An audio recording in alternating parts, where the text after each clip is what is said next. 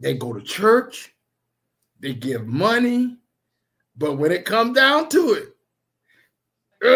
it's a stumbling block. It is a stumbling block. They live these, some of them good, good people and whatnot. But as long as you got that bone in you, that racism in your marrow, Jesus said, "I'm sorry, I never knew you." And when you said racism is a stumbling block, that is so true because it's really hatred, Right. and it's the need to they feel entitled to you. Mm-hmm. Oh, Right. God's not doing this for me and he don't know me and I don't know him. But what I'm going to do is hijack all your blessings. I'm going to I'm going to make sure you on my land so Mm-hmm. I can get your mail. I can read your mail. I can intercept your blessings. You Right. get what I'm And saying? it's Yeah, sad. whatever God going to pour into you, it's Mhm. going to come onto my land because I'm going to make sure you stay on it Right. And so the, that the I can intercept whatever you have coming. right. And here's the thing.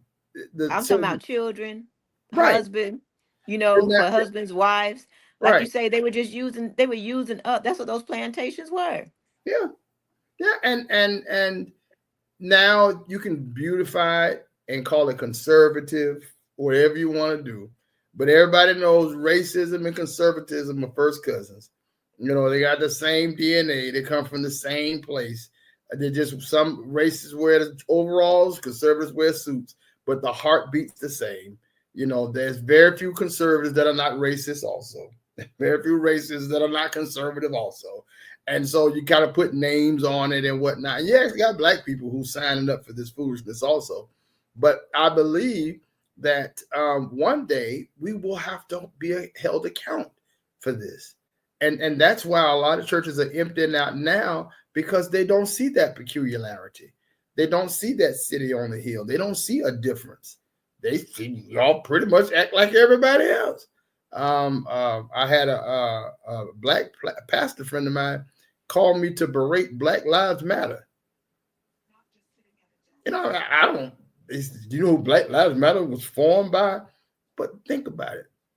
Think about it. All it's saying is that Black lives matter. The fact that you have to say that means that there was a condition that suggests there was a certain acceptance that suggested that they didn't. So when you say all lives matter, well, we've always known certain lives matter. If you don't believe it, ask Emmett Till's family. That some families matter more than others. So that's never been an issue.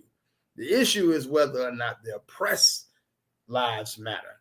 And I've never seen, especially with black folks, that to be as hated as we are, and yet to be as envied.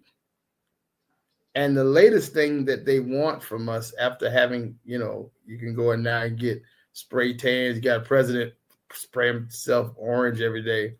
But now they want victimhood. They want the story that we're oppressed. Somehow the oppressor has now co-opted oppression. And we've been oppressed too. No, you haven't. No, you haven't. No, you haven't. No, you haven't. And I believe this. I told a friend of mine. This is another black Republican friend of mine, and I always confound him with this because it's so true now that the people at the top have convinced the people in the middle that the people at the bottom are responsible for all their problems.